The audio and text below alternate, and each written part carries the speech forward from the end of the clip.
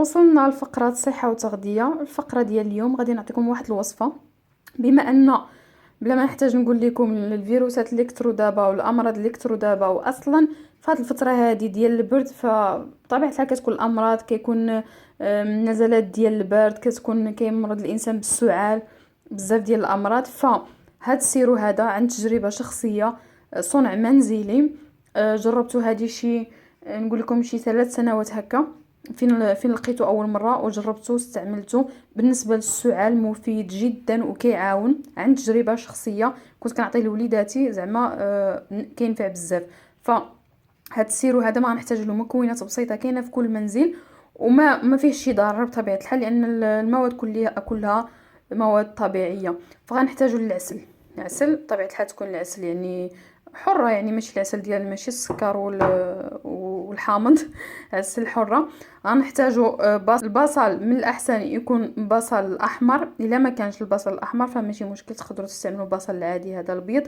المهم بصل والفوائد البصل راكم عارفين مزيان بزاف للصحه. نحتاجوا السكينجبير ولا الزنجبيل. غادي نحتاج من الاحسن يكون طري، يعني كيكون هكا كيتباع طري. انا ما لقيتوش فغنستعمل هذا العادي، يعني اللي مطحون هو تا هو يعني نفس الفوائد راه مازال فيه، حتى كيكون يابس وكيطحنوه من بعد وصافي. اذا غادي نديروا بصل. انا هنايا ندير قرعه صغيره كما كتشوفوا، قرعه صغيره. نتوما تقدروا ديروا كميه كبيره. فمثلا هنا انا عندي معلقه كبيره ديال العسل، وعندي بصله هنايا صغيره ماشي كبيره بزاف، وغادي ندير معلقه صغيره ديال سكينجبير ولا الزنجبيل. نتوما تقدروا ديروا قرعه كبيره، انا نديرها هنايا غير باش نوريكم. تقدروا ديروا قرعه كبيره وتديروا بصله كبيره ولا جوج بصلات كبار، كيبقى يعني مثلا نديروا قياس كل بصله واحد معلقه ديال العسل، والزنجبيل معلقه صغيره. اذا غادي ناخذوا هاد القرعه ديال العسل. بطبيعه الحال القرعه اللي غتستعملوا من الاحسن تكون يعني من قبل نقيه ومعقمه. هذه انا راه كان عندي فيها العسل، هي اصلا ديال العسل. غادي ناخذوا البصل كما كتشوفوا كيفاش قطعناه بهذه الطريقه هذه، يعني يبقى شويه باين، ماشي يتقطع صغير. تقدروا تقسموا البصل على جوج ومن بعد على 4 وصافي وديروها. اذا غنديروا هذا البصل هنايا كله. هذه بصله صغيره اللي درت انا كما قلت لكم. ومن بعد غادي ندير، كيبان لي هذا القياس هذا معلقه ماشي عامره ديال السكينجبير ولا الزنجبيل، لان كما كتشوفوا القرعه صغيره بزاف ودرت غير معلقه العسل. صافي، مكونات بسيطه وسهله. ومن غادي تجربوا هذا السيرو غادي تعرفوا الفائده ديالو وتعرفوا علاش كنهضر. اذا كنسدوه هكا مزيان ونخلطوا مزيان. انا راه العسل عندي جامد، اذا واخا نخلطو ما غاديش يتخلط لي. واخا يكون عندكم جامد حتى نتوما ماشي مشكل، ماشي جامد بزاف ولكن ماشي عاوتاني طالق راسو.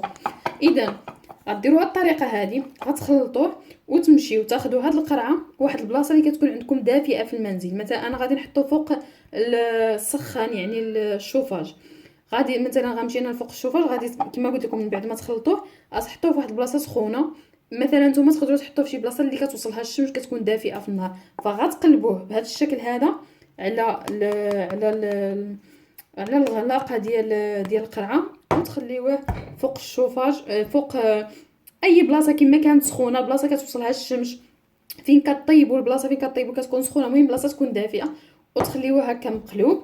وكل مره تفكروه مثلا من بعد ساعه من بعد نص ساعه سيروا خلطوه هكا وحطوه عاوتاني. ملي تخدموا شغالكم تمشيو عاوتاني تفكروا عاوتاني تخلط نفس الشيء. مثلا درناه اليوم، بحال مثلا نقولوا درناه اليوم مع 8 د العشيه، ابتداء من الغد ليه مع 8 ديال العشيه في نفس الوقت صافي كيبدا صالح للاستعمال. غادي تشوفوا بانه غيولي على شكل سيرو. داك البصل كيطلق الماء ديالو، العسل مع داك الماكل الدافئ كيكون طلقات. كتخلط داك المكونات كلها مع بعضياتها بالتخلاط. من كنبقاو كل مره كنخلطوا فكيتخلطوا المكونات مع بعضياتهم. ومن بعد صافي ملي كما قلت لكم كدوز داك 24 ساعه فكنقلبوه عادي، وكنبداو ناخذ منه معلقه صغيره وناكلوها. من الاحسن بحال هاد المسائل تنتكل في الصباح على معده خاويه ولا في الليل قبل ما ينعس الانسان. وكنتمنى يكون فيدكم هاد السيرو ديال اليوم. عطيوه لوليداتكم حتى هما، راكم كما عارفين كثروا الامراض كثروا الفيروسات. مزيان حتى المناعه بطبيعه الحال، مزيان للجسم، يعني فيه مواد طبيعيه زوينه صحيه. العسل كنعرفوا الفوائد ديالها كاملين بلا ما نحتاجو نهضروا عليها. الزنجبيل حتى هو كنعرفوا الفوائد ديالو. البصل بلا ما نهضروا عليه حتى هو والثوم مزيان بزاف الصحه ديالنا. فما كتجيش فيه ريحه البصله مجهده، واخا يعني فيه البصل مع العسل كيهرسلو شويه ديال الجهد ديالو. فحتى الوليدات غادي ياخذوه لكم، ما تخافوش منه. وهادشي اللي كاين، وكنتمنى الشفاء للجميع يا رب. من بعد ما وجدناه هو هذا، يعني من بعد ما وجدناه هو هذا كما كتشوفوا معايا. شفتوا كيطلق داك الماء، ما كيبقاش يعني ما كيبقاش قاصح هذاك العسل، كيولي سائل. وها هو ولا سيرو واجد.